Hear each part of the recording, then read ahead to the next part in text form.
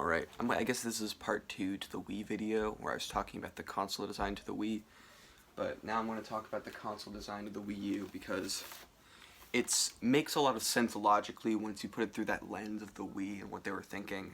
But I still think the console design just isn't great. I think they made a lot of errors that you can kind of see in how things were implemented.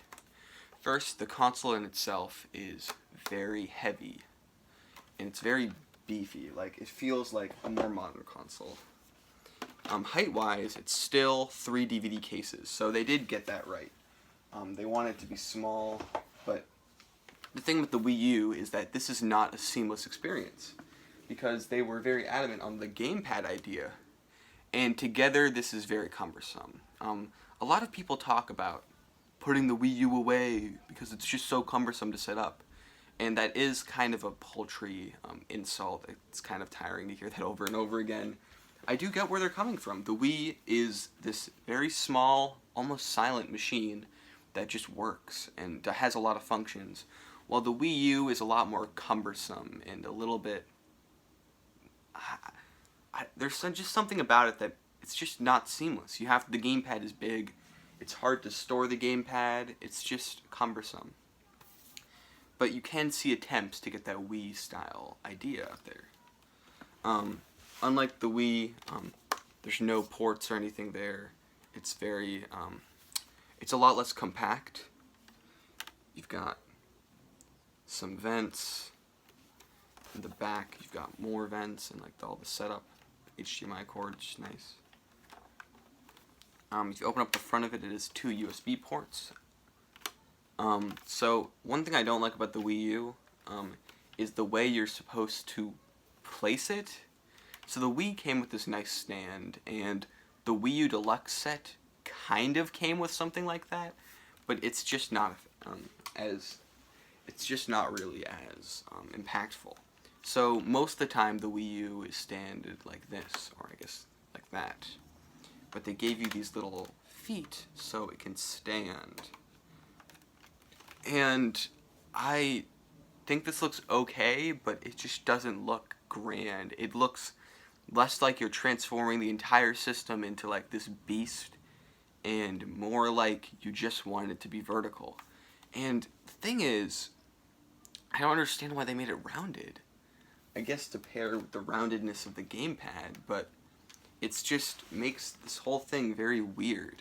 Because I'm sure if it was like a square hole, they could have made a more interesting stand, but I don't know. I'm sure the costs of the Wii U were already way too high, so this was the best they could do. What are these officially called? There's no name. So yeah, the Wii U is very flawed in that console design. It's just not seamless. That's the best way to say it. A feature from the Wii that... So, now we're going to get onto the gamepad and the console design itself. Not itself, like, the idea. Why does this exist? Because people are constantly asking, where did the gamepad come from? And I think I know. Or at least I have a good theory. So the Wii was all about television. They wanted it to look like television. They called the Wii remote the TV remote. They tried to take the good attributes of television and put it in a console. And the Wii U was supposed to be that for the modern day. Iwata was realizing that the trend was tablets. Back then, I think, I'm not 100% on all this, but streaming services were all getting started, and smart TVs were also getting popular. You could see TVs where you'd go on your phone and go to an application and it would just start an app. Like, you'd have an app to like start Hulu on your TV, kind of like Roku, but more digital and less of an actual device. So the Wii U could do that. You could either play apps on itself or by the forgotten TV control. If you still press that, it does something. And if you press the TV button, it still brings up a full suite of TV features. They were trying to fully integrate the TV into the system itself rather than just emulating it, which is an interesting idea, because this isn't it isn't the worst idea. They're taking that concept further. When before, like a lot of people say the Wii U isn't really a successor, but in that way it definitely is. You see, a lot of the same features are there, but I think where the Wii U kind of falters in how it tries to emulate every single idea Nintendo's ever done.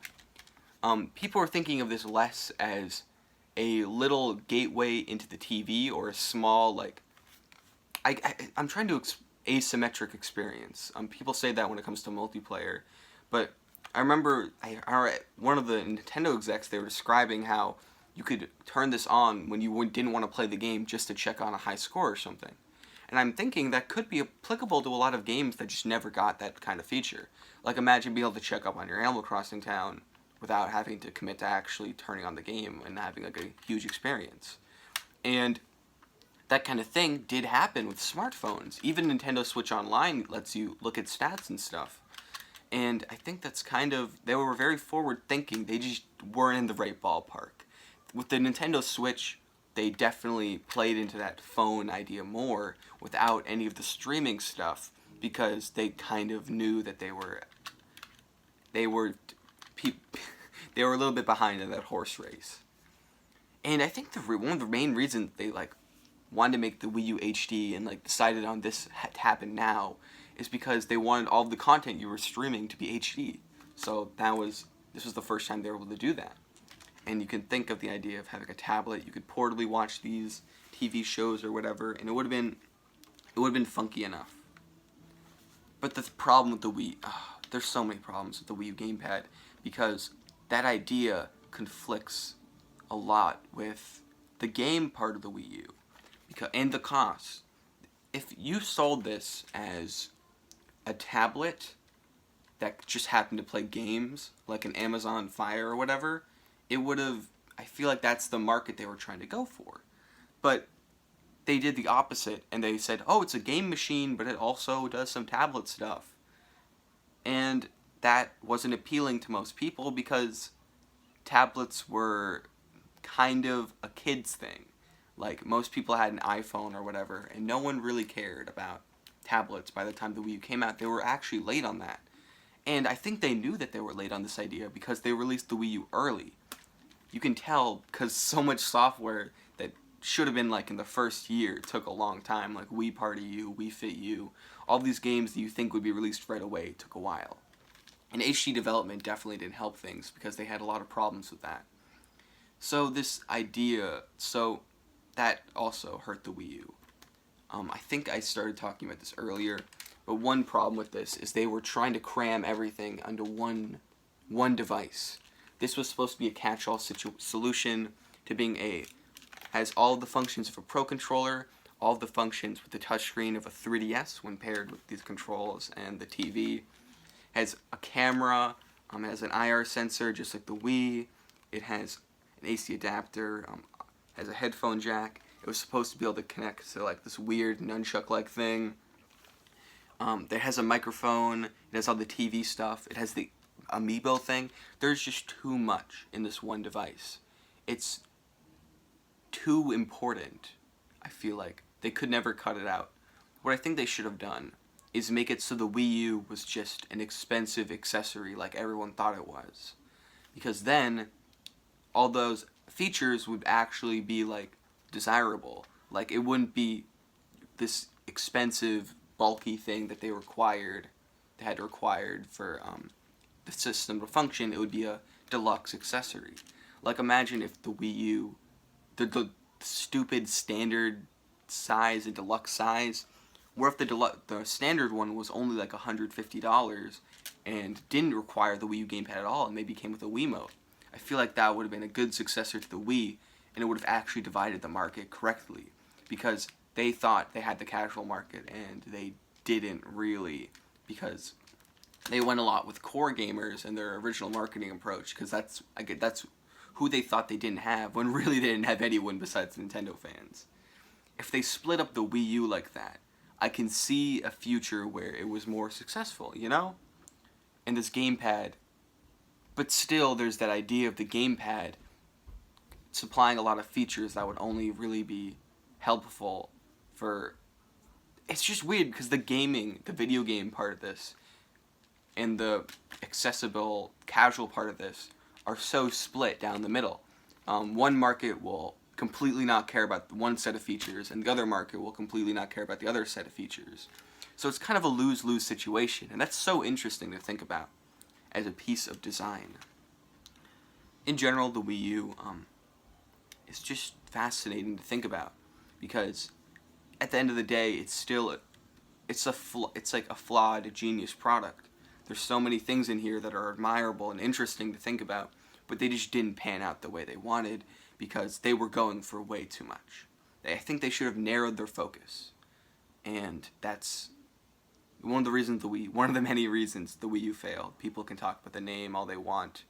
Actually, the name itself, I was thinking about that. The name was done because they didn't want this to be the Wii 2, because they don't like retreading ideas. That's why they didn't call it the Super Wii. They wanted it to be new. And